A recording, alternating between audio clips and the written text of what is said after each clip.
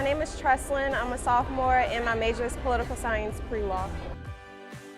I'm here with UPC and we're bagging potatoes with Second Harvest, and they will be distributed to the people in this area for the community.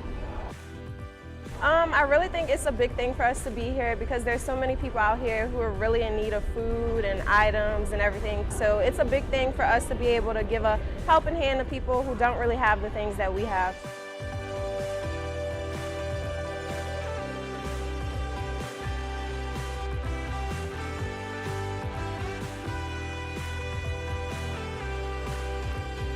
My name's Domangue.